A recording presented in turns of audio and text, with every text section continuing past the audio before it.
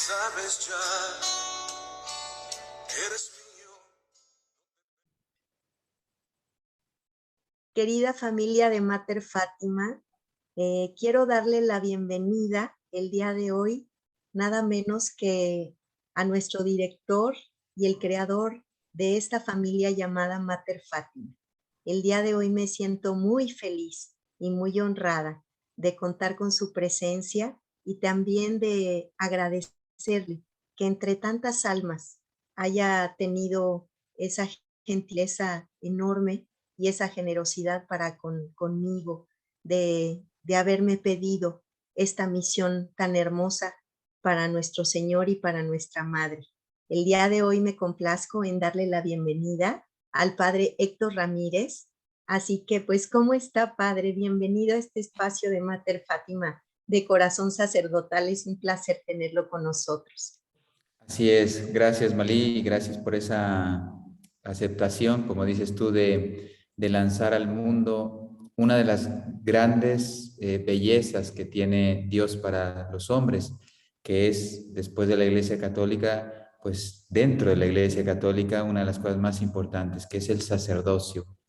Él ha querido transmitir ese amor de la Santísima Trinidad a través de sus representantes en la tierra. Por eso el corazón de cada sacerdote debe reflejar el corazón de Dios, que Dios es amor, y por lo tanto la Santísima Trinidad nos elige del pueblo, de los hombres, pecadores también, pero nos constituye puentes pontífices entre Dios y los hombres. Por lo tanto, pues es un programa muy importante el que se realiza.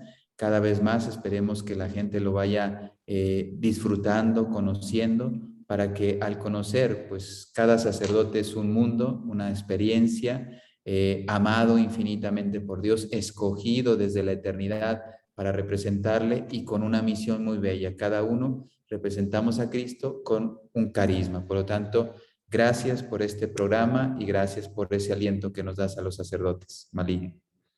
Al contrario, Padre, es un pequeño granito de arena para sumar para la gloria de Dios, y aquí estamos con mucho amor para nuestra Madre y obviamente para nuestro Señor.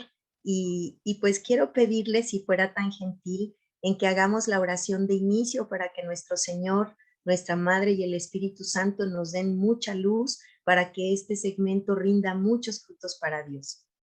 Claro que sí, vamos a invocar al Espíritu Santo. Para mí es muy importante que sea Dios el que ponga en nuestros corazones, en nuestros labios, las palabras que Él quiera transmitir al mundo. En el nombre del Padre, y del Hijo, y del Espíritu Santo. Amén. Ven, Espíritu Santo, llena los corazones de tus fieles y enciende en ellos el fuego de tu amor. Envía tu Espíritu Creador y renovarás la faz de la tierra. Oremos, oh Dios, que has iluminado los corazones de tus hijos con la luz del Espíritu Santo. Haznos dóciles a sus inspiraciones para gustar del bien y gozar de su consuelo. Por Cristo nuestro Señor. Amén. Dios te salve María, llena eres de gracia, el Señor es contigo. Bendita tú eres entre todas las mujeres y bendito es el fruto de tu vientre, Jesús. Santa María, Madre de Dios, ruega por nosotros pecadores, ahora y en la hora de nuestra muerte. Amén. Gloria al Padre, y al Hijo, y al Espíritu Santo. Como era en el principio, ahora y siempre, por los siglos de los siglos. Amén. Sagrado Corazón de Jesús, en vos confío. Reina de los Apóstoles, ruega por nosotros. En nombre del Padre, del Hijo, y del Espíritu Santo. Amén. Amén. Pues muchas gracias. Gracias, Padre. Pues yo creo que antes que nada quisiéramos mucho saber si es usted un sacerdote diocesano o pertenece a alguna congregación, y si es que pertenece a una congregación, ¿cuál es el carisma de esa congregación, Padre? Pues mira, muchas gracias. Sí, efectivamente, solamente en la Iglesia Católica hay dos formas de ejercitar el sacerdocio, que es el sacerdocio diocesano o el sacerdocio religioso.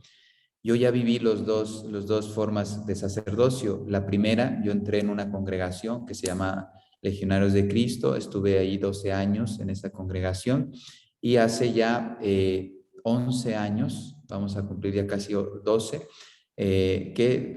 me tocó por providencia divina, pues dejarla y pasar a formar parte del clero diocesano. Yo pertenezco a una diócesis en España que se llama Getafe. Entonces, ya tengo, casi 11 años, sí, 11 años y poquito, que pertenezco a esa diócesis y ya ejerzo mi labor en esa diócesis. Estuve unos años trabajando ahí en esa diócesis en España, después fui enviado a Fátima y ahora, pues desde que Dios puso en el corazón de este pobre sacerdote, pobre pecador, hemos empezado este apostolado, ahora apostolado, Dios quiera pronto, comunidad laical de Mater Fátima. Y esa es un poquito la forma de ejercer mi ministerio en estos momentos. Ay, pues muchas gracias, padre. Más adelante quiero preguntarle acerca de Mater Fátima, pero en este momento yo quisiera que nos platique a toda la familia de Mater Fátima del niño Héctor Ramírez. ¿En dónde nace? ¿En qué ciudad? ¿Cómo es su familia? ¿Cuántos hermanos o hermanas tiene? Si fue un niño feliz. Cuéntenos de esa parte de su vida, padre, de esa infancia de ese niño. Sí, pues lógicamente una síntesis, porque seguramente vivencias tenemos todos muchas, ¿no? Pero yo doy gracias a Dios porque vengo de una familia católica, tanto familia paterna, materna, son de familia muy, muy católica, lejanamente de ascendencia española. En uno de ellos cristero, tengo un familiar que fue cristero, por lo tanto, pues yo creo que ya manifiesta un poquito. Y tuve un tío, bisabuelo, sacerdote muy valiente en la guerra cristera, era español y fue desterrado precisamente por la masonería, un grande sacerdote. Y después el sobrino de ese tío sacerdote, pues fue mi abuelo, que fue cristero. Por lo tanto, pues eso yo no tengo ningún mérito, lo digo con honra y responsabilidad. Entonces, por poner simplemente un dato, mis familias paterna, materna, católicas, soy el tercero de 6 hijos de mis padres y por lo tanto, pues también muy agraciado. A mí siempre me ha gustado las familias numerosas y por lo tanto tuve el don de tener una o ser parte de una de ellas, ¿no? Después, en pocas palabras, pues yo fui educado en un colegio con los lasallistas, por lo tanto también mi ambiente fue católico. Éramos una familia, yo creo que la generación todavía nuestra nos tocó ser muy, muy católicos, era normal en México, pues que las familias profesaran su fe y se sintieran muy, muy cristianos, muy seguidores de nuestro Señor, pero también muy guadalupanos, por lo tanto, también la Virgen María desde muy corta edad estaba presente en nuestras vidas. Yo me enteré esto cuando entré al seminario, que mi madre me consagró a la Santísima Virgen. Yo no lo sabía durante toda mi vida, pues no sabía este hecho también muy hermoso. Y doy 2 datos que creo que puede ayudar. Pues desde pequeño fui consagrado por mi madre a la Santísima Virgen. Cuando le dije a mis papás que yo quería entrar al seminario, ahí es cuando ella me comenta este hecho, que me sorprendió mucho y me hizo muy, muy feliz. Y segundo, que yo tengo el nombre que mi abuelo, yo lo veo como una gracia de Dios, que mi abuelo utilizó para participar en la defensa de la fe como cristero, ¿no? Como católico defensor de la fe en México. Porque recuerden que si cogían a esas personas, que mi abuelo estuvo 9 meses en la cárcel, después iban a matar a la familia, o sea, no terminaban solo matando a los cristeros, si podían eliminaban a la familia, ¿no? Entonces, mi abuelo se llamaba Jesús Ancerrada y se cambia el nombre por Héctor Martínez de los Ríos. Y entonces,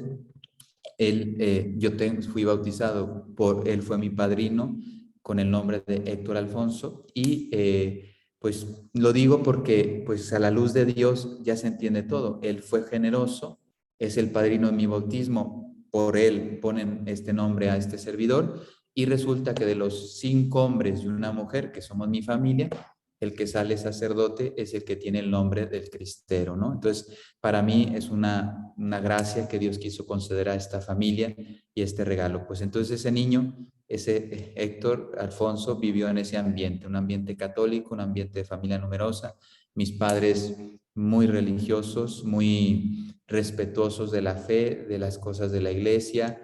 En mi casa visitaron muchos sacerdotes.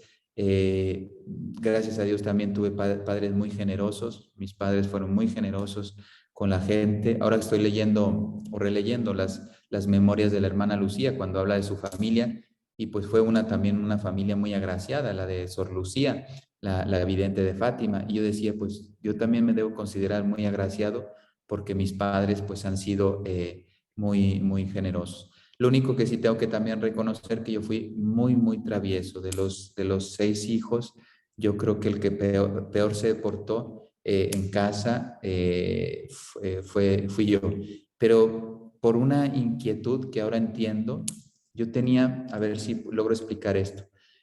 Por un lado, pues tenía ese deseo de comerme el mundo con todas sus vanidades, vamos a decirlo así, ¿no? Porque Dios me dio mucha salud, mucha fuerza, mucha energía, yo hacía mucho deporte de joven, etcétera. Y por el otro lado, yo sentía un deseo como de hacer muchas cosas, que ahora lo entiendo, es el deseo del corazón sacerdotal, que desde pequeño lo va el Señor formando, más sin embargo, pues por mi madurez, en vez de para hacerlo para un bien, estaba para mezclándolo con tonterías, ¿no? De madurez adolescente, joven, etcétera.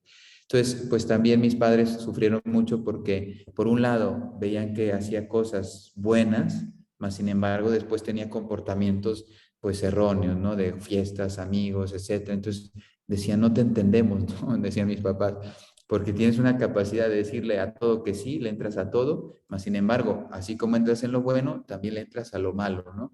Y entonces mis padres decían, ¿qué es lo que pasa en el corazón de este niño, ¿no? Pero bueno, bendito sea Dios, Dios también nos sabe reconducir en nuestra vida.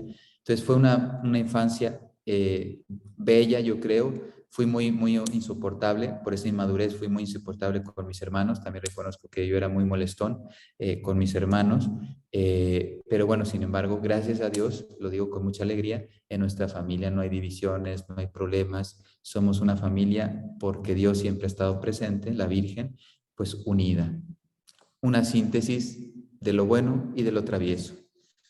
Ay, padre, pues qué hermosa bendición que nos comparte y no cabe duda que en medio de todas, de todo ese corazón de niño inquieto y travieso, el Señor siempre sobreabunda en su gracia y cuando alguien está destinado a algo, pues Dios abre el camino y vaya que sí, y de qué manera. Yo quisiera preguntarle también si el padre Héctor Ramírez admira a alguien. ¿Quién es ese alguien y por qué? Pues precisamente mi abuelo, que yo no lo conocí, él fue padrino de bautizo y de confirmación porque fui bautizado por un obispo y en aquel entonces, pues el obispo me confirmó en ese momento, ¿no? Entonces, él es mi padrino, por eso yo tengo, aunque él murió cuando yo tenía 2 años, yo no pude hablar con él, me ayudó mucho su vida. Él dejó un escrito de todo lo que fueron digamos, su íter como cristiano, porque desde muy joven, pues Dios le cogió para la causa de Cristo. A los 19 años ya estaba defendiendo la fe como cristero. Después fue fundador de un partido en México que a los inicios estaba basado en la doctrina católica, ahora ya no. Entonces ni lo quiero mencionar porque hasta mi abuelo se avergonzaría de ver lo que están haciendo en ese partido. Entonces, tuvo una inspiración católica, era la respuesta católica que querían dar delante de los problemas de este país, ¿no? Entonces, y no es el tema. Entonces, yo admiraba mucho a mi abuelo porque ese escrito llegó a mis manos en la adolescencia, cuando yo era un desastre y yo me comportaba bastante mal. Y entonces, al ver ese heroísmo y esa entrega y esa coherencia de mi abuelo, pues a mí me ayudó mucho. Y luego después su esposa, mi abuela, que es así, pude convivir. De los 4 abuelos, es la única que conocí, porque los demás murieron cuando yo era pequeñito. Y entonces ahora lo puedo decir con sentido. Ella, sin yo saberlo en aquel entonces, se convirtió en mi directora espiritual. Entonces mi abuela también fue cristera, pero en la parte femenina. Entonces, para mí, ella me marcó muchísimo, muchísimo en mi vida. Si yo ahora lo entiendo, en aquel momento no me daba cuenta, yo iba mucho con ella, tenía un deseo, aparte, o sea, a pesar de lo que hacía, las travesuras que hacía, yo estaba muy a gusto con ella y le contaba todas mis travesuras, lo que no contaba a mis padres, con ella sí. Por eso digo que era mi directora espiritual, porque yo le abría mi alma. Y precisamente toda esa coherencia de mi abuelo y que también de ella, las conocí a través de esas conversaciones deliciosas. Yo iba muy seguido a visitarla. Yo fui su, digamos, su nieto preferido porque pues cuando fui llamado al sacerdocio, pues ella como que veía una gracia en su familia, el que uno de sus nietos fuera llamado a la vocación, ¿no? Entonces, pues ellos dos los admiro mucho, en paz descansen, pero los admiro mucho y me ayudaron mucho. Digo como familia conocida después, lógicamente, pues tengo mis santos. Yo tengo como director espiritual al Padre Pío de Pietrelcina en el cielo. Yo lo admiro mucho, tuve una experiencia muy fuerte, muy bella con él.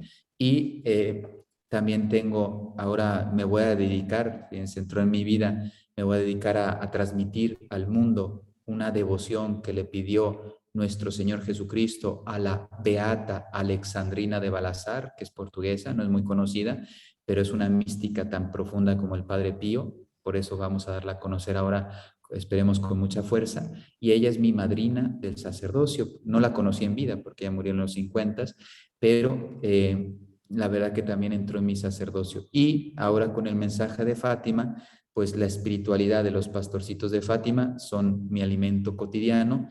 De los tres, que admiro profundamente a los tres, pero San Francisco Marto toca un poquito más de los tres mi corazón. Y bueno, yo soy un fan Santa Catalina de Siena, no terminaría de decir todos los santos que admiro, pero ellos son los que más han entrado, no digo que más han entrado, que en este momento están más presentes en mi vida. Padre, sin duda, el Señor entretejió los hilos para llevarlo a lo que quería que usted fuera, a servir a su reino y al corazón de nuestra Madre. Y voy con esto, con este antecedente maravilloso de su abuela, que es quien siembra esa semilla de amor para Dios. Nos quiere compartir, por favor, cómo es que Dios toca su vida y usted decide darle ese sí definitivo. ¿En qué momento estaba usted y cómo es que Dios hace ese llamado a su corazón?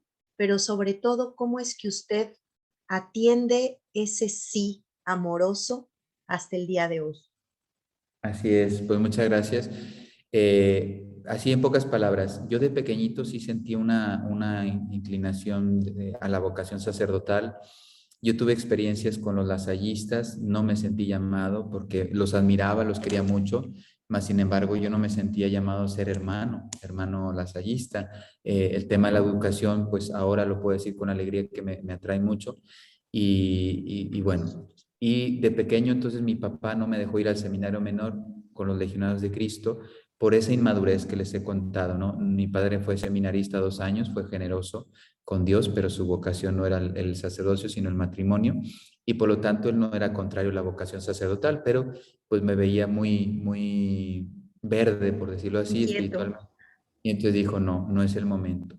Después a los 16 años, mi padre era muy justo, muy honesto, muy recto. La verdad que yo de mis padres solamente puedo decir que he visto virtud. Si tienen pecados, pues Dios los conocerá, pero yo solo puedo decir que en ellos he visto virtud. Por lo tanto, lo único que hago es agradecer a Dios por ese testimonio y ejemplo que me han dado, ¿no? Entonces él a los 16 años me vuelve a decir, ya un poquito más maduro, aunque no seguía todavía muy revoltoso, me decía, oye, tú querías ir al seminario, ¿no? ¿Tú quieres ir ahora en estos momentos a probar la vocación? Yo aquí en el entonces empezaba a tener la primera novia, etcétera. Yo le dije, ¿vocación? Nada, o sea, yo no quiero saber nada de vocación. Entonces, lógicamente, en mi madurez, yo me voy a estudiar al TEC de Monterrey, la carrera de Comercio Internacional, y entonces ahí vuelvo a retomar el encuentro con los legionarios de Cristo. Después de 11 años hasta los 18, me vuelvo a encontrar con ellos en la universidad y empiezo a trabajar con ellos. Y ahí es cuando ya tenía también, en ese periodo, desde los 16 hasta los 25 años, pues tuve algunas novicillas, pero ya trabajando apostólicamente. Entonces, Dios me fue sacando poco a poco de ese ambiente que no me llevaba a ningún lado, de superficialidad, de banalidades de este mundo, y poco a poco, gracias a ellos, pues me fueron formando espiritualmente, doctrinalmente, apostólicamente, porque hacíamos apostolado desde la universidad, y ahí empieza ya vuelve como a surgir esa inquietud. Y ya termino, son así como hitos para entender qué pasó en mi vida. Después yo termino la carrera universitaria, me voy con ellos a Colombia, 2 años. En aquel entonces no sabía que tenía vocación sacerdotal, o sea que aquello de pequeño, pues pensé que era una cosa, pues, una sensibilidad, un interés de hacer el bien, ¿no? Entonces yo, como les digo, tenía ese deseo de hacer el bien, mas sin embargo, como les digo, yo era muy admirador de las familias numerosas, entonces yo quería casarme. Yo tenía claro dos cosas en la vida, en aquel entonces, ¿no? El Señor se ríe de mí, yo creo, porque yo decía, yo voy a trabajar, voy a poner una empresa, que con mi papá la empezamos a proponer una fábrica de madera. A mí me encantaba la madera y yo estudié comercio internacional, entonces quería exportar muebles a Estados Unidos, ¿no? Y mi papá trabajó toda la vida con madera. Entonces yo decía, como yo estudié en una buena universidad de México, la mejor en aquel entonces, me imagino, y decía, yo no puedo, yo tengo que generar empleo. Tenía como esa conciencia civil, empresarial con mi país, ¿no? En aquel entonces. Y segundo, yo lo tenía muy claro, que me iba a casar en aquel entonces y que iba a tener familia numerosa, ¿sí? La última novia, pues ella no quería tener muchos hijos y yo le decía, mira, lo decía de broma, pero le decía en serio, la expresión era broma, pero el fondo era serio. Le decía, mira, a partir del cuarto empezamos a dialogar, ¿sí? O sea, yo mínimo quiero tener 6, o sea, ya, porque ella decía, de 2 yo no quiero pasar, y yo le decía, no, ya el cuarto, a ver si empezamos a hablar de este tema, ¿no? Pero menos de 4 yo no quiero tener, ¿no? ¿Por qué? Porque mi experiencia era muy hermosa, a pesar de que yo fui muy molestón, como decía, muy pesado con mis hermanos, pero sin embargo, pues la familia numerosa es muy bella. Bien, pues ya termino diciendo, estuve 2 años en Colombia, ahí empieza ya a sentir mi corazón fuerte la llamada. Y los legionarios tenían una vocación que pensé en aquel momento que ese era mi camino, matrimonio consagrado. Entonces yo decía, pues es lo que Dios quiere. Yo quiero casarme, quiero familia numerosa y encima me consagro a trabajar para la iglesia. Pues decía, esto es lo que Dios quiere para mí, ¿no? En ese momento.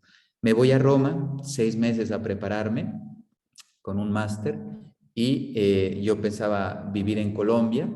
Eso era más o menos lo que yo tenía claro en aquel momento. Digo que el momento porque Dios fue cambiando mis planes poco a poco, ¿no? Y estando en Roma, ya sí, ahí vi con claridad en unos ejercicios espirituales, eh, que era en 1997, ya vi claramente que Dios me llamaba al sacerdocio, que ya Dios no quería familia, mi familia iba a ser numerosa pero espiritual, y que yo iba a trabajar, sí, para crear cosas para el bienestar del mundo, pero no solamente laborales, sino espirituales, laborales, educativas, de santidad, etc. Y eso es un poquito Mater Fátima, ¿no? Entonces, en pocas palabras, ese es mi itinerario. Dicen por ahí, padre, haz planes para que Dios se ría de ti. Uno propone y Dios dispone. Y vaya de qué manera ha dispuesto que usted llegue aquí, pero esta pregunta se la quiero hacer un poquito más adelante. Eh, Ahorita quisiera que nos dijera, ¿en dónde es que usted es ordenado sacerdote? ¿Recuerda algo muy particular de ese día? ¿Cómo fue su ordenación, padre? ¿Nos comparte un poquito? Sí, pues varias cosas. Yo fui, siempre Dios me ha marcado la vida un poco de forma peculiar porque yo, como les decía, entré en una congregación. En la congregación todos los sacerdotes se unían juntos, etcétera. Yo entré desfasado en el año, porque normalmente los años empezaban en verano, después de verano, y yo entré en febrero a la congregación. Entonces siempre estuve como en un itinerario formativo, no digo, o sea, como solo en el sentido de como que Dios iba haciendo un camino personal, ¿no?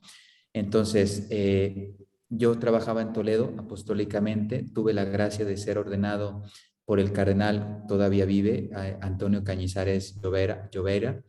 Es un grande cardenal, le dicen todavía, lo que pasa es que ya está un poquito anciano y ya le empieza a fallar la cabecita, pero le decían el pequeño Ratzinger, porque es un cardenal muy preparado, fue muy valiente, ahora pues ya por su salud, etcétera, ya está descendiendo, mas sin embargo a mí me tocó verlo cuando estaba defendiendo la iglesia, la verdad, la fe en España, que España es un país muy difícil, la masonería persigue la fe de una forma muy fuerte, ya lo he demostrado con la persecución religiosa en el 36, lo que le llama la guerra civil, pero la guerra civil fue una persecución pues como una guerra cristera en España, en pocas palabras. Bueno, entonces yo lo admiraba mucho, Dios me concedió la gracia, entonces fíjense las gracias. Ordenado por el cardenal Cañizares, que de verdad es un hombre de iglesia, un hombre valiente, un hombre de Dios. Segundo, en la Catedral de Toledo, solo. Eso no es fácil. Para mí fue un regalo que no tiene precio, porque recuerden que en Toledo se realizaron concilios de la Iglesia Católica, o sea, esa ciudad tiene una historia de la fe grandísima. España ha sido también digamos, beneficiario de la fe católica muy importante en estos 2000 años. Tercero, fue un 12 de diciembre, Día de la Virgen de Guadalupe. Por lo tanto, pues yo que Wow. soy guadalupano de nacimiento, el hecho de haber nacido al sacerdocio en el Día de la Virgen, y aquí digo dos hechos, mi madre me consagra a la Virgen y yo en mi formación descubrí a San Luis María Griñón de Montfort, recién entrado al seminario, yo estudié en Italia el seminario, que yo no sabía italiano al inicio, pues imagínense, medio me leí el libro de San Luis María Griñón de Montfort, me consagré delante de una imagen de la Virgen de Guadalupe y ella, con ese hecho del 12 de diciembre, ordenarme sacerdote, me hizo ver que realmente ya se había tomado muy en serio mi consagración. Yo se la hice con toda la ilusión del mundo, quizá no bien preparado porque no entendía muy bien el italiano, mas sin embargo ella lo que aceptó no fue mi conocimiento, sino mi corazón. Y lo digo porque precisamente lo que hago ahora, yo sé que es un fruto de aquella consagración. Entonces, y luego después fue muy eclesial y muy laical. Eclesial estuvieron 3 obispos. No es normal que en una ordenación de una persona estén 3 obispos. Y no fue el cuarto porque ya me daba vergüenza invitar un cuarto obispo, pero yo creo que hubiera ido.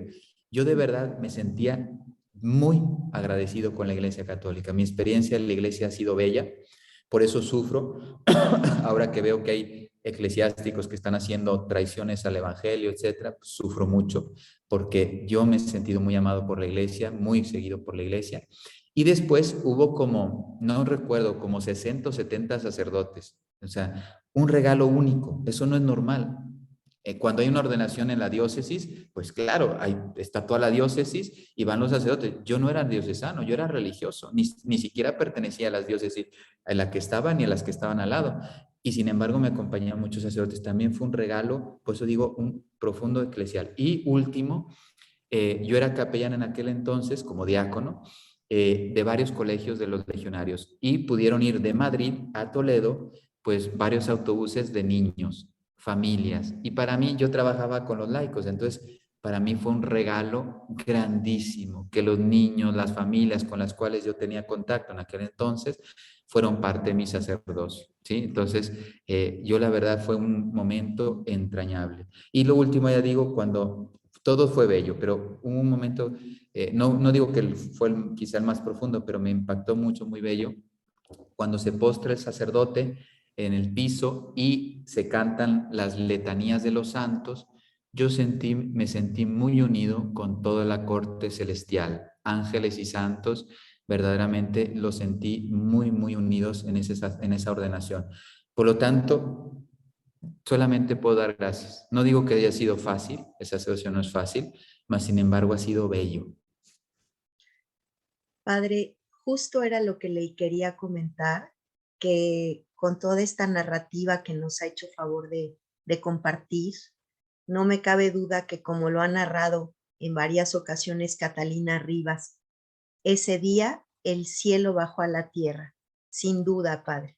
Qué narrativa tan hermosa y gracias por compartirnos esta situación tan grande y que Dios y nuestra Madre le regalaron ese día, que fue para la gloria de Dios y que sigue rindiendo frutos hasta el día de hoy, y de lo cual estamos muchos católicos muy agradecidos con todo lo que nos ha venido regalando todos estos años a partir de ese día. Y quiero ir con esto a la pregunta que no se puede dejar de lado, que es: ¿cómo recibe usted la noticia y de qué forma Dios dice: Héctor, vas a ser mi vicario en Fátima? ¿Cómo es que lo asignan al santuario, padre? ¿Y cómo recibe usted como sacerdote, pero también como hombre, esta noticia de que usted va a ser el responsable de un santuario en donde llegan tantos millones de peregrinos y donde usted observa tantos millones de conversiones? Pues muy sencillo, porque precisamente lo que les decía, el sacerdocio es bello, mas no es fácil. Y yo puedo decir que la Virgen, por eso ahora soy un incansable, y no lo digo con presunción, sino como deseo de cumplir en gratitud a ella. Yo en esos momentos tenía una responsabilidad muy grande en la diócesis, que era lanzar una misión diocesana, en la cual yo era recién llegado a la diócesis de país extranjero, una misión que costó muchísimo sacarla adelante porque había mucha, digamos, reticencia, ¿no? Entonces, quizá por no haberme cuidado lo suficiente en la oración, me hizo mella en mi vocación. Y entonces yo estaba pasando un periodo, pues digamos, no digo de crisis, no sé si Dios lo quiere calificar como crisis, pero sin embargo, digamos de dificultad. Y entonces yo me fui con mis errores, con mis aciertos, etcétera, con mis tensiones en aquel entonces, y yo me fui a rezar a Fátima, precisamente para recuperarme. Me iba a ir a rezar a una finca que es bellísima en el sur de España, mas sin embargo, no sé por qué, porque Fátima para mí no era un lugar importante. Había estado una vez en mi vida con mis papás, una noche, imagínense, no da para mucho, mas sin embargo, pues se ve que en mi corazón estaba ese lugar. Y entonces, hablando con mi obispo y buscando un lugar para recuperarme, 3, 4 días de oración para volver y ubicarme un poco más, y etcétera, porque sí quedé muy desgastado, reconociendo, como les digo, yo tenía aciertos y errores, ¿no? Aciertos era la entrega, pero me faltó oración, ¿no? Entonces, me voy a Fátima, que era un trido pascual, que no, para mí fue bellísimo, porque no estaba muy lleno el santuario. Yo no hablaba nada de portugués en aquel entonces, tampoco lo hablo ahora, pero lo entiendo pues después de haber vivido en Portugal. Viví el trido pascual en portugués, por lo tanto, pues sí, se entiende, pero no del todo, ¿no? El sábado de gloria, a mí me gustan estos pequeños hechos porque pues para Dios no hay casualidades. El rector del santuario, sin saber quién era yo, si era bueno, si era malo, si era importante, no importante, si era preparado, no preparado, me dice, bueno, ya se interesa por mí, quién era yo, etcétera, y me dice: oye, tenemos 2 años o 3 años, ya no recuerdo, sin capellán en el santuario. ¿No te gustaría venirte de capellán al santuario de Fátima? Y yo, claro, estaba pasando un mal momento espiritual, mas sin embargo, pues tenía la misión que les digo diocesana, que era una misión muy potente, era una misión de 4 años de preparación, 3 de preparación y un año de misión. O sea, era un proyecto de mucha envergadura. Y entonces, y aparte era párroca, bueno, tenía 20,000 cosas. Y yo decía, qué risa, ¿no? O sea, claro, como no sabes quién soy yo y ni las ocupaciones que tengo en mi vida, pues a ti tienes una necesidad y la presentas, pero yo tengo que volver a trabajar a lo que Dios me pide. Bueno, en pocas palabras, vigilia pascual, por lo tanto, Cristo había resucitado después de estas palabras, y yo me voy a dormir al hotel, supuestamente tranquilo. Dios nunca me ha hablado con voz, pero Dios toca el corazón de los hombres, a todos. El que haga oración, en la oración Dios nos toca el corazón, el Espíritu Santo, claro que funciona. Bueno, pues yo me fui a dormir y no pude dormir. Me acosté un poco más tarde, ya saben que la vigilia termina a la 1, 2 de la mañana, no sé qué horas eran, y pues habré pasado otras 3 horas con una, digamos, con una certeza espiritual. Dios, no escuché ninguna voz ni nada de eso. El Espíritu Santo te pone también en tu corazón esas inspiraciones, donde me decía, quédate, quédate, quédate. O sea, como diciendo, acepta esta invitación que te acaban de hacer, ¿no? Bueno, en pocas palabras, yo fui a hablar con el rector, le dije, mire, me pasó esto en esta noche, y me dijo, pues vente 6 meses, si tu obispo está de acuerdo, lógicamente, 6 meses, te vemos y tú nos ves, ¿sí? Vemos cómo trabajas, a ver si encajas bien aquí y nosotros vemos. Pues eran 6 meses y me quedé casi 4 años. Wow. 2 meses para cumplir 4 años. Fue una experiencia, cambió mi vida porque ahora externamente, pero en esos momentos de capellán, mi vida cambió en profundidad. Yo siempre he sido una persona que he estado en trabajo apostólico, digamos en trinchera, a ver si esta imagen ayuda para entender mi vida pastoral. Yo siempre he estado fundando, entonces con un trabajo, siempre empezando las cosas de cero, prácticamente esa ha sido mi vida. Y Dios me lleva casi 4 años, silencio, oración. Yo era como un monje, para entendernos, ¿no? Entonces, para mí fue un regalo, un cielo. El estar en Fátima, para mí, yo no quería salir de ahí. Humanamente hablando, yo dije, yo quiero morir aquí. Yo me quedo aquí, porque verdaderamente experimenté, no por el lugar, sino porque en ese lugar Dios, con la Virgen, me permitió ahondar en el conocimiento de Él. Y en este caso, el mensaje de Fátima, ahora lo entiendo para qué era, para empezar Mater Fátima, pero en aquel entonces pues yo estaba pensando en mí, digo, como San Pedro, ¿no? Señor, hagamos aquí 3 tiendas, yo no me quiero ir de aquí porque aquí tengo todo, tengo peregrinos, efectivamente van millones de peregrinos, yo empezaba a hablar portugués, hablaba italiano, más o menos entiendo inglés, el español, pues ya prácticamente podía confesar a la mitad de los peregrinos que iban a ese santuario. Entonces, imagínense, la posibilidad que se abrió. Y fue para mí, espiritualmente, creo que el periodo más intenso que he tenido al día de hoy en mi vida. Y bueno, pues ahora cuando volteo y digo Mater Fátima, pues le digo, Madre, todo lo tenías tú bastante preparado, ¿no? Bien preparado. Ahora, a la luz del pasado, empiezo a entender el camino de Dios, ¿no? Padre, ha de ser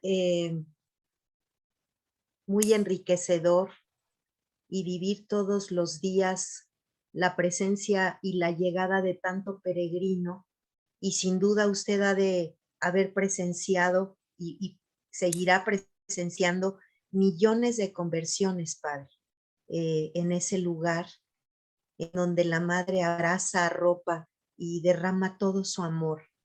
¿Tendrá presente alguna de ellas que haya marcado su vida como sacerdote? ¿Alguna conversión que recuerde en ese lugar en donde la Madre permanece y nos da ese mensaje tan grande para la humanidad?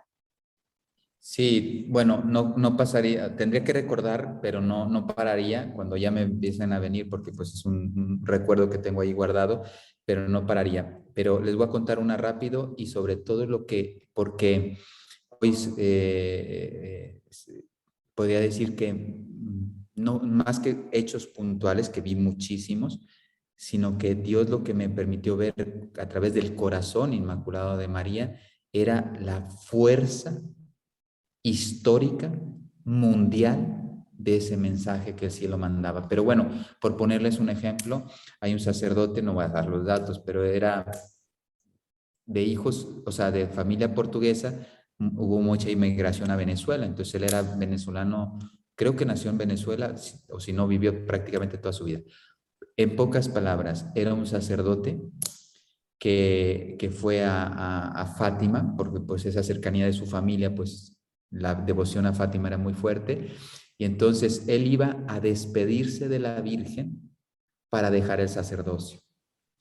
Y iba vestido de seglar, entonces él participaba en las misas como seglar. Entonces yo veo a los seglares, pues yo no y aparte los peregrinos ahí pasan miles y miles y miles, millones, pero en español me refiero llegan a una centena de miles y prácticamente yo veo todos como capellán de una forma u otra y prácticamente me encontraba a todos los peregrinos de lengua española.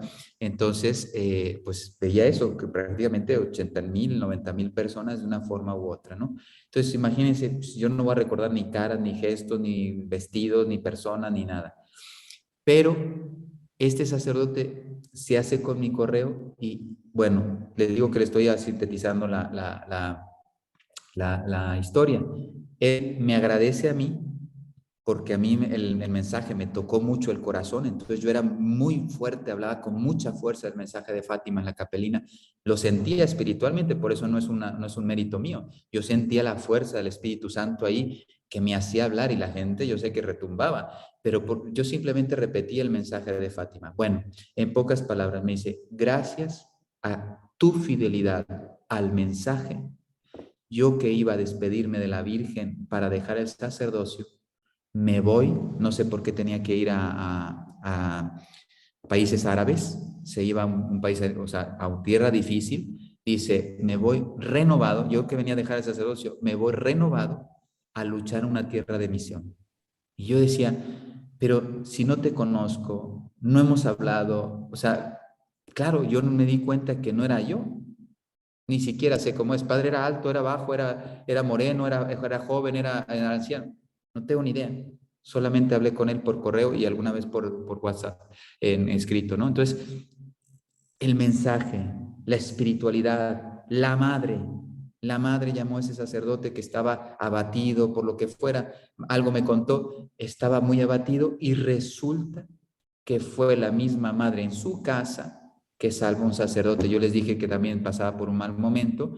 Yo sé que esa renovación que yo he sentido en mi vida espiritual, pues se la debo totalmente a ella. O sea que y por eso ahora yo digo, no paro en hablar de ella, porque lo he visto en mí, lo he visto en las personas, y como les decía, Dios me permitió ver en esos casi 4 años de capellán. Después me quedé un año por la pandemia, no como capellán, pero me quedé en Fátima, entonces también disfrutando del santuario. O sea que he estado 5 años prácticamente en Fátima.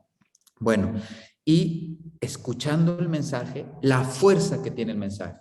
Y eso es lo que quiero transmitirles, Mater Fátima, que es un mensaje que el cielo envió a través del corazón inmaculado de María para cambiar la historia. Cualquier persona puede ser transformada por este mensaje de Fátima. Precisamente, padre, como usted dice, no hay casualidades. Tengo una pregunta para usted de cómo y por qué creer en los videntes de Fátima.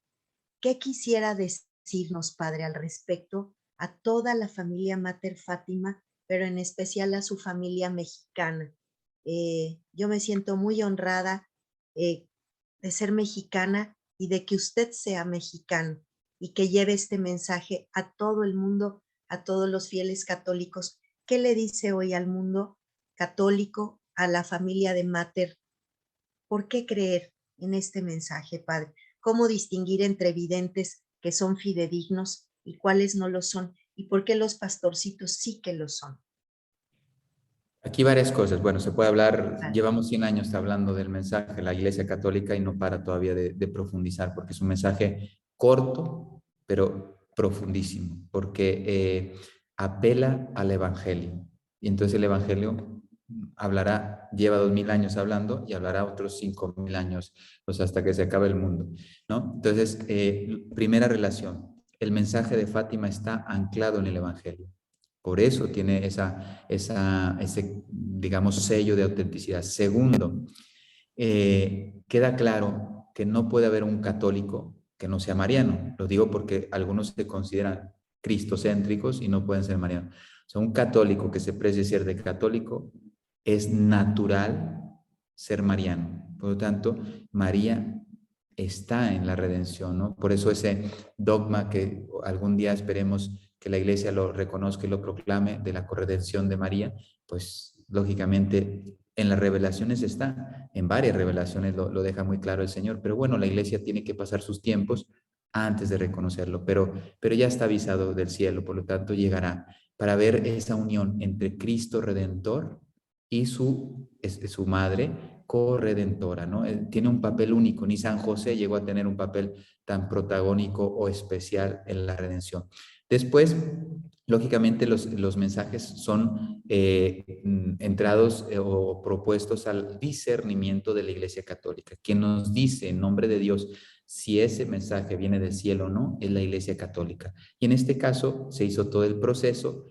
Padre Manuel Formigao, le llaman el cuarto vidente porque entró en la escena de las apariciones en septiembre, 13 de septiembre, ya estaba presente el Padre Manuel Formigao, que también está en proceso de canonización. Pues él es el que entrevista a los pastorcitos, él es el que promueve el mensaje a los inicios. Era incrédulo al inicio, precisamente por eso su honestidad sacerdotal, era un grande teólogo, un hombre de Dios, etcétera, está en proceso de canonización. Precisamente él no es que no creyera, sino que iba enviado por la iglesia, en este caso Lisboa, que era el patriarcado que llevaba esa zona, después ya se reconstituye la diócesis.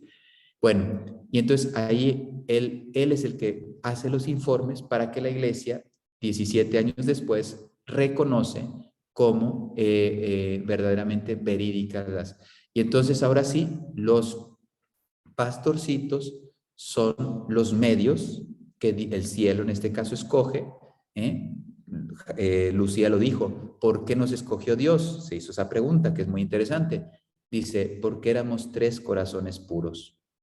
Dios escoge la pureza de esos corazones para que nítidamente pasen un mensaje al mundo en nombre de Dios. Entonces la iglesia a estas alturas ya reconoce Fátima como verídico, y recuerden que es el santuario del mundo más visitado por los papas. Entonces, entre todos los mensajes que la Virgen ha tenido a lo largo de la historia, algunos ya aprobados, entre ellos Fátima, México, Lourdes,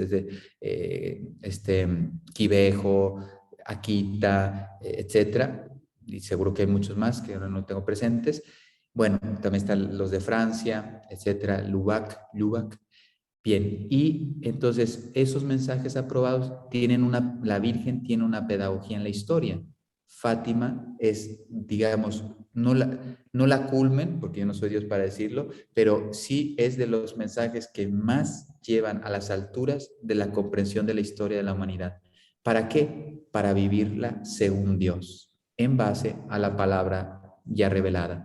Entonces, sí es una sintonía. Le llaman, ya termino diciendo esto, el mensaje de Fátima le llaman la síntesis del catecismo o la síntesis del evangelio. Para los pobres, para los sencillos, ahí están las verdades de fe, pero de forma muy simple, para que todo el mundo la pueda entender. Padre, pues es un mensaje lleno de amor, de esperanza, pero también de una profunda petición del cielo de convertirnos, de volver a Dios, de volver el corazón al Señor, a las cosas de Dios, de sustraernos de las cosas del mundo que hoy en día es tan difícil. Y me da tristeza que se nos ha ido el tiempo tan pronto y tantas preguntas que quedan, que me encantaría que pudiéramos contar con usted para la parte 2 de esta entrevista, pero no puedo dejarlo ir sin antes preguntarle, Padre, algo súper importante para todos nosotros. ¿Cómo es que Dios lo inspira a nuestra madre para crear Mater Fátima? Y si yo le dijera ahorita, Padre Héctor, ¿cómo describiría usted Mater Fátima? ¿Qué es Mater Fátima? ¿Y en qué momento nuestra madre, porque sé que fue Dios a través del corazón de María, lo inspira y le dice, Héctor, quiero que hagas esto para mí? ¿Cómo le viene esa idea al corazón? ¿Cómo es que, en dónde estaba usted? ¿Qué momento lo inspiró? ¿Qué fue lo que lo tocó y dijo usted, voy a hacer esto? Sí, bueno, primero, efectivamente, yo creo que merece otro programa porque Mater Fátima da para mucho, ¿no? Pero solamente voy a hacer la síntesis de ese llamado, ¿no? Primera cosa, aquí lo dejo muy claro y no me canso de repetirlo, Mater Fátima no es una idea mía. Fue precisamente una inspiración que me puso el Señor en el corazón. Ahora voy a explicar qué sucedió, pero por lo tanto no se me ocurre decir que es algo mío, trasciende a mí yo algún día me separaré de ese apostolado por muerte, por lo que sea, y este apostolado, como es de ella lo llevará porque ella es la capitana de este apostolado, ¿no? Y a ella es a la que le ponemos en el centro. Tratamos de escucharla, somos pobres y seguramente que nos equivocamos, pero tratamos de escucharla a ella para hacer lo que ella nos pida, ¿no? Que en el fondo será lo que Dios está pidiendo al corazón inmaculado de María. Bien, en pocas palabras, porque sí es un proceso pues que ha tenido detalles, pero yo creo que los detalles más importantes. Yo estando de capellán, viene el centenario de las apariciones del ángel, 2016, que sería el centenario, y yo ahí empiezo ya a sentir un deseo grandísimo de dar a conocer el mensaje. Yo diciendo, porque no lo conocía, entonces yo era el primer sorprendido diciendo, pero mira lo que dice el mensaje. Tú lo has dicho, Malí, es que lleva esperanza, aunque es profético y es muy duro porque profetizó la Segunda Guerra Mundial, etcétera, y se cumplió porque no hicimos lo que Dios pidió en ese mensaje, no nos convertimos, no volvimos a Dios, seguimos pecando y nos cayó pues esa purificación horrible en la Segunda Guerra Mundial y siguen las purificaciones porque el mundo todavía no quiere hacer caso a Dios. Pero bueno, no es ahora el tema, eso daría para los siguientes programas, pero entonces yo siento, digo, pero es que aquí hay una solución histórica y yo veo que el mundo no la conoce, me di cuenta en los peregrinos que muchos conocen Fátima, pero el mensaje no lo conocen. Digo, si esto es así con los que vienen, ¿qué será con los que no vienen? No conocen el mensaje, conocen la aparición, quieren mucho a la Virgen, algún aspecto del mensaje sí conocen, pero no conocen el mensaje, ¿no? Entonces, y yo decía, algo hay que hacer, ¿no? Bueno, viene el centenario de las apariciones del ángel, que fue bellísimo, después el centenario de las apariciones de la Virgen, y yo decía, hay que convocar al mundo en oración. Al inicio pensaba que era una idea mía, pero después ya, ahí es cuando ya siento algo, convocar al mundo en oración. Y yo dije, ¿yo? Pues, ¿quién soy yo para estar convocando al mundo? O sea, yo no sé ni el santuario, ni yo soy un sacerdote normalito, yo no conozco a nadie en el mundo, yo no tengo nada, ni dinero, ni amigos, ni nada. Entonces, yo, ¿cómo le voy a decir al mundo? Ahí empieza la semilla. Yo paso un año discerniendo, porque pues lógicamente yo decía, no, pues oye, ideas yo tengo muchas, pero primero hay que ver si son de Dios, ¿no? Entonces, un año me ayudaron 3 matrimonios, un venezolano, un español, que en paz descanse ya el marido, y un portugués. Una fundadora, son los que me ayudaron a discernir, y ya después alguna persona más, pero ellos jugaron un papel, digamos, importante en este año de discernimiento, ¿no? Y entonces, después de un año, yo no estaba seguro, yo le pido al Señor una señal para que vean mi poca fe. Entonces yo le dije, Señor, mira, porque ya yo sentía la fuerza de convoca al mundo a que se una en oración. Y yo, ¿por qué yo? O sea, no puedes encontrar a personas mejores y más conectadas con el mundo. Y bueno, yo le dije en una oración, igual les vuelvo a decir, Dios no me habla. Por eso hay gente que me dice, Padre, ¿se te aparece la Virgen? Digo, nada, a mí la Virgen me habla como a ti. Cuando yo rezo el rosario, hay muchas cosas que vienen a mi corazón. Cuando hago mi hora de meditación, el Señor me pone muchas cosas en mi hora de meditación. Y esa es vida ordinaria de un sacerdote. O sea, yo no tengo ningún fenómeno extraordinario. Mi vida común y corriente de sacerdote católico. Bien, yo le digo, Señor, vamos a hacer algo. Así somos los hombres. No con estas palabras, pero entendemos. Si tú me ayudas a entender que esto es tuyo, 2 cosas. Lo hago y no te pongo límites. Pero ayúdame a ver que no es una idea mía, porque yo me entusiasmo mucho con las cosas. A mí me proponen algo que me gusta y yo ¡boom!, me lanzo. Pueda, no pueda, tenga tiempo, no pueda, no me gusta decir que no. Entonces, por eso a veces yo me equivoco, porque me lanzo a 20,000 proyectos a la vez y después mi vida de oración tengo que cuidarla mucho. Bueno, entonces, esa es digamos, mi tentación, ¿no? Caer en el activismo, como se llama. Bueno, entonces yo le dije, ayúdame a entender que no es mío, y yo con mucho miedo, porque yo ahora me tengo que lanzar al mundo, pues yo no te niego nada y a ver cómo le hacemos. Me lanzaré al mundo, no sé cómo. Y entonces el Señor en una oración ordinaria, yo estaba rezando otro tema, y me di cuenta, pongo este tema pues como petición y sentí una paz, una certeza espiritual de que esto era de Dios. Entonces dije, se acabó. Ahora yo no le puedo negar nada, porque yo le prometí que me iba a abandonar en él, ¿no? Y efectivamente, ya no cuento mucho más, pero así dejamos el siguiente capítulo. En ese momento yo le digo que sí, y así empieza Mater Fátima, con una convocatoria a un rosario mundial, que eran dos, porque venían los centenarios de Francisco y Jacinta Marto cuando pasaron al cielo, y entonces dije, pues ahí vienen dos ocasiones a invitar al mundo a unirse en el rezo del Santo Rosario. Del mensaje de Fátima, uno de los pilares es el rezar el Santo Rosario, perdón, y consagrarnos a Jesús por María, ¿no? Entonces, pues ahí estaba la convocatoria, un rosario mundial con una consagración mundial en adoración, por lo tanto, Cristo como centro de nuestra vida cristiana, ¿no? Y bueno, el primer rosario tuvo más de 50 millones de personas, no los inscribimos, pero por la información que nos llegó, los otros dos que se han realizado, por la información que tenemos, podemos demostrar que menos de 100 personas no, más de 100 más de 100 millones de personas se unieron en oración. Por eso, fíjense, honra a la Virgen, gloria a Dios. Esto no es humano. Solo Dios le permite algo así al corazón inmaculado de María. Pues yo creo que con esto terminamos. Mater Fátima viene del cielo. Dios lo quiere en el mundo en estos momentos porque quiere ayudar al mundo una vez más, con su madre.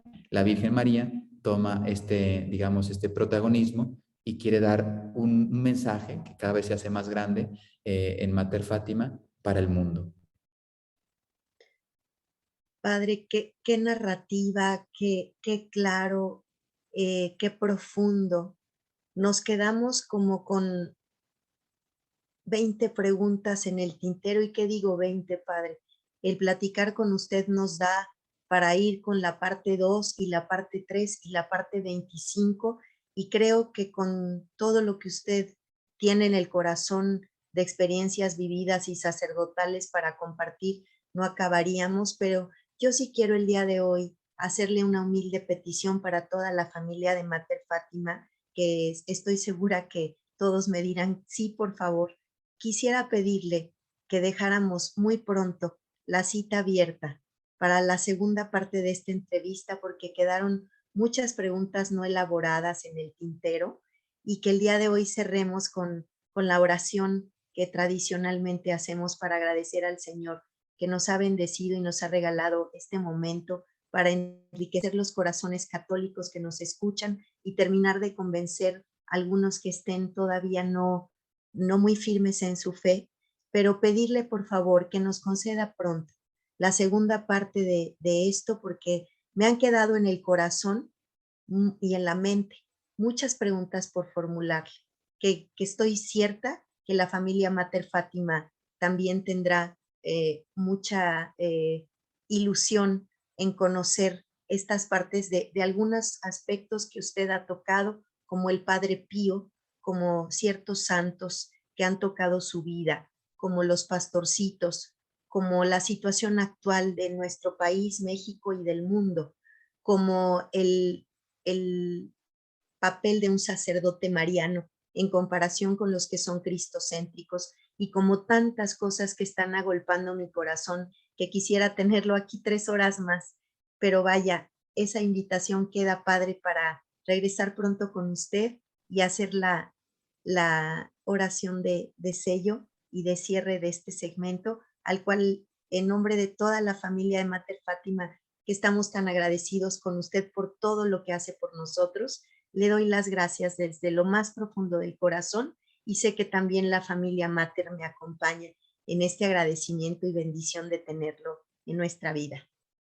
Claro que sí, sin problema, todo lo que sea necesario, porque pues esa es ahora mi misión. Dios me ha dejado libre, liberado. Yo no tengo ningún cargo apostólico en ninguna parroquia, hospital, etcétera, cárcel.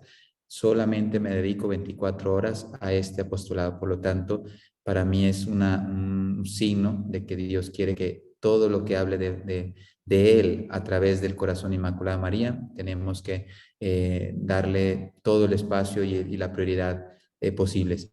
Y vamos a terminar con las oraciones que el ángel de la paz enseñó a los pastorcitos de Fátima. Vamos a hacer las 3 veces, la oración está cortita de Dios mío, y después la de Santísima Trinidad, y terminamos con la bendición. Porque recuerden, son oraciones que el cielo dictó al mundo y tenemos que hacerlo. Y termino también diciendo que hay esperanza. Ella lo dijo con mucha fuerza: al final mi inmaculado corazón triunfará. Entonces nosotros, esa es Mater Fátima, o esa es la certeza de Mater Fátima.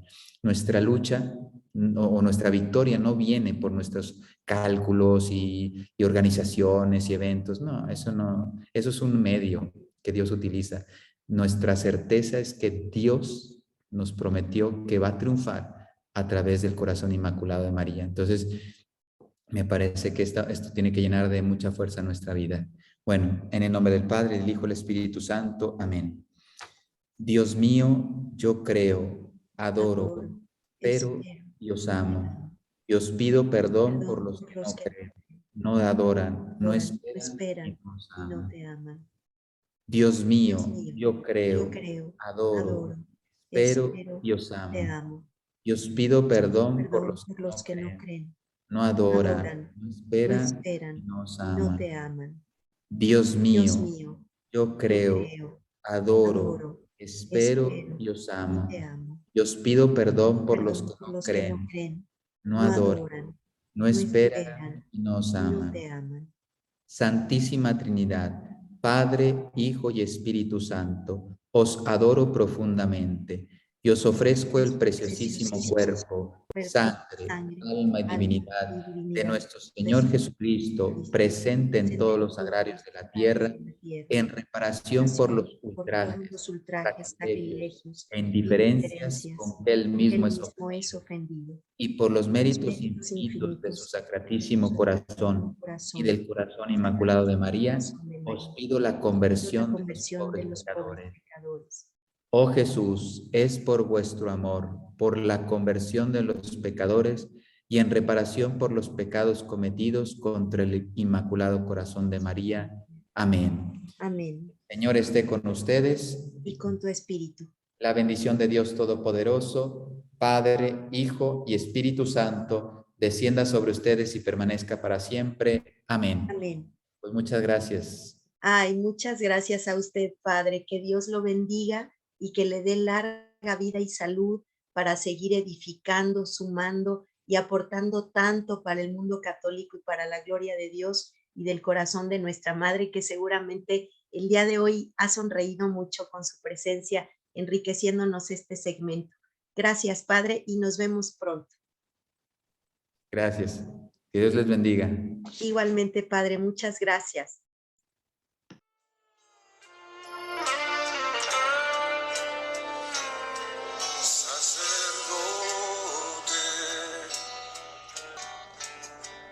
Hoy mi espíritu te ha ungido y sabes ya que eres